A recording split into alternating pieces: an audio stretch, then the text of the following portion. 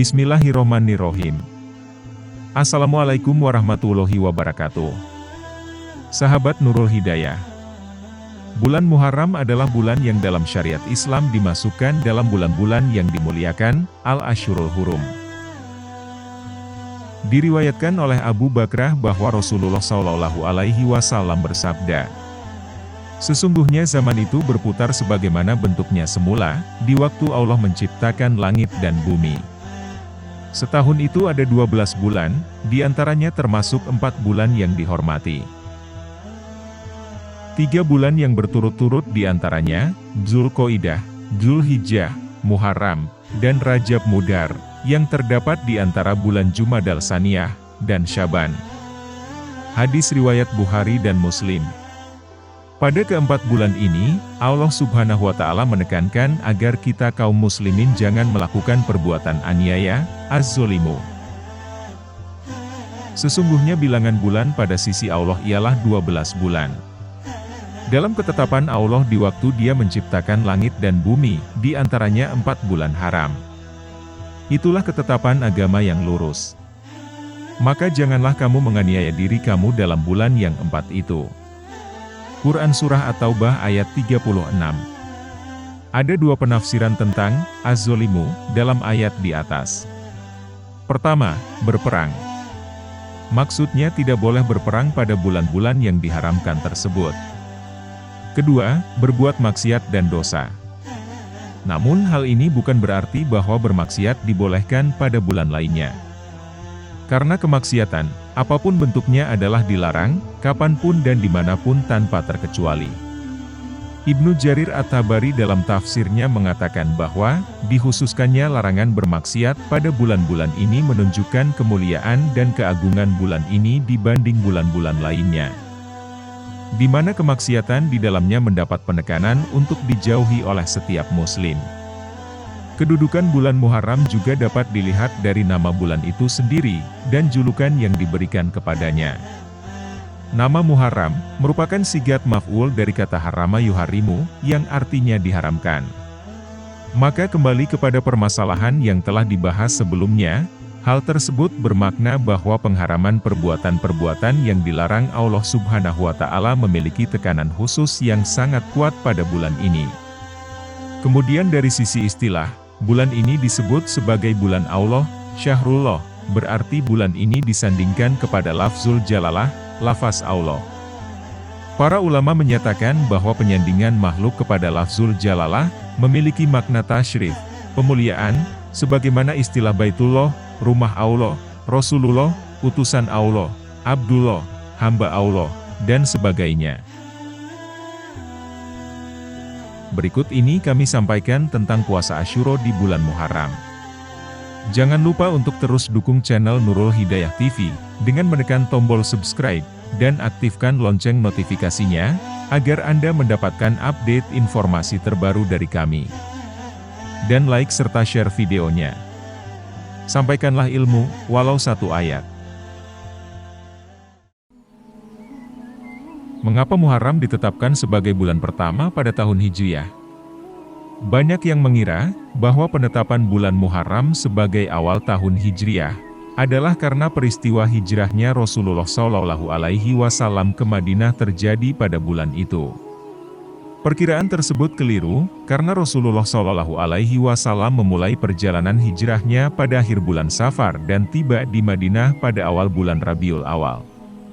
Akan tetapi, memang benar adanya bahwa peristiwa hijrah dijadikan sebagai patokan untuk memulai penanggalan Hijriah, di mana tahun kejadiannya dijadikan sebagai tahun pertama dalam penanggalan Hijriah. Maka kalau sekarang dikatakan sebagai tahun 1443 Hijriah, hal itu berarti telah berlalu 1443 tahun sejak peristiwa hijrahnya Rasulullah SAW ke Madinah. Namun penetapan Muharram sebagai awal bulan dalam tahun Hijriah adalah karena alasan lain. Ketika dimusyawarahkan pada zaman Umar bin Khattab, tentang bulan apa yang akan dijadikan sebagai bulan pertama dalam penanggalan Hijriah. Pada awalnya yang diusulkan adalah bulan Rabiul Awal, ada pula yang mengusulkan bulan Ramadan. Namun akhirnya yang disepakati adalah bulan Muharram. Karena pada bulan ini, kaum muslimin telah pulang dari melaksanakan ibadah haji, yang merupakan akhir dari rukun Islam yang kelima. Di samping itu, terkait dengan peristiwa hijrah. Karena bulan Muharram dianggap sebagai awal dari keinginan hijrah. Mengingat peristiwa Bayatul Aqobah kedua, terjadi pada pertengahan bulan Zulhijjah. Dan karenanya diperkirakan bahwa pada bulan Muharram adalah keinginan untuk melakukan hijrah sudah bulat. Hanya saja secara praktisnya, hal tersebut baru dapat direalisasikan pada bulan Safar. Puasa Asyura. Di bulan Muharram ini, berdasarkan syariat Islam, terdapat sebuah hari yang dikenal dengan istilah Yaumu Asyura, yaitu hari tanggal 10 bulan Muharram. Asyura berasal dari kata asyarah, yang artinya 10. Pada hari Asyura inilah, terdapat sebuah sunnah yang telah diajarkan oleh Rasulullah SAW kepada umatnya untuk dilaksanakan sebagai bentuk ibadah dan ketundukan kepada Allah Subhanahu wa Ta'ala. Yaitu ibadah puasa, yang lebih dikenal dengan istilah puasa Asyura. Dari Abu Hurairah berkata bahwa Rasulullah SAW bersabda, puasa yang paling utama setelah Ramadan adalah puasa di bulan Allah, yaitu Muharram. Sedangkan sholat yang paling utama setelah sholat fardu adalah sholat malam. Hadis riwayat Muslim. Diriwayatkan pula dari Aisyah, dia berkata, dahulu orang-orang Quraisy pada masa jahiliyah berpuasa pada hari Asyura, maka ketika Rasulullah datang ke Madinah, beliau berpuasa dan memerintahkannya. Kemudian ketika telah ditetapkan kewajiban puasa bulan Ramadan, beliau meninggalkan perintah wajib puasa Asyura. Siapa yang berkehendak, maka dia berpuasa.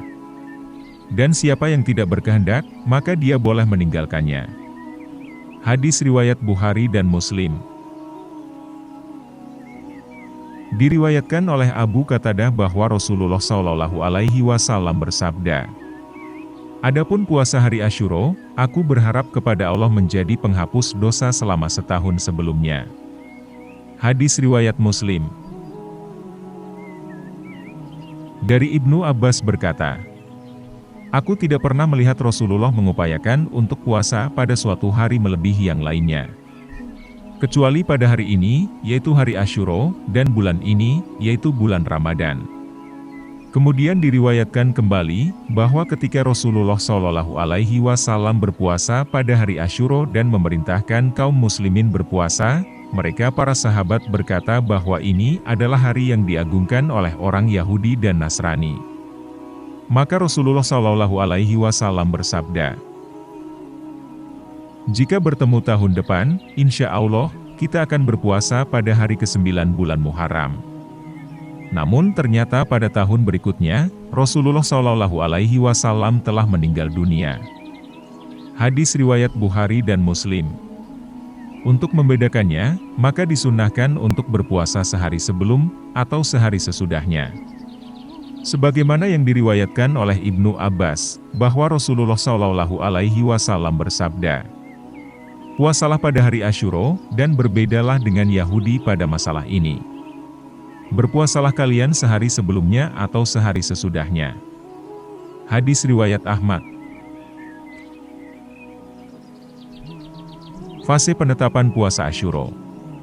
Dari sejumlah riwayat yang ada, para ulama menyimpulkan bahwa pada masa Rasulullah SAW, ketetapan puasa Asyura memiliki beberapa fase penetapan, yaitu: pertama, Rasulullah SAW telah melakukan puasa Asyura sejak awal, sebagaimana orang-orang Quraisy pada masa jahiliyah melakukannya, namun beliau tidak memerintahkan kaum muslimin berpuasa.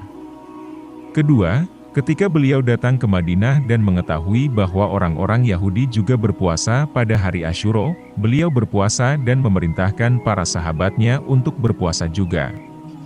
Sebagian ulama berpendapat bahwa saat itu puasa Asyura wajib hukumnya, sebagian lagi menyatakan sunnah muakkadah atau sunnah yang sangat ditekankan. Ketiga, setelah diturunkan kewajiban puasa Ramadan pada tahun kedua Hijriah, maka setelah itu beliau tidak memerintahkannya lagi. Namun juga tidak melarangnya, dan membiarkannya sebagai perkara sunnah. Keempat, di akhir kehidupannya, Rasulullah Shallallahu Alaihi Wasallam bertekad untuk tidak hanya puasa pada hari Asyura saja pada tanggal 10, tetapi juga menyertakan hari lainnya pada tanggal 9, agar berbeda dengan ibadahnya orang Yahudi. Bagaimana cara berpuasa Asyura? Ibnu Qayyim dalam kitabnya Za'adul Ma'ad, berdasarkan riwayat-riwayat yang ada menjelaskan tentang urutan puasa Asyura, yaitu: pertama, dan ini yang paling sempurna adalah puasa 3 hari. Puasa tanggal 10 dan sehari sebelum dan sesudahnya, yaitu 9, 10, dan 11. Kedua, adalah puasa tanggal 9 dan 10.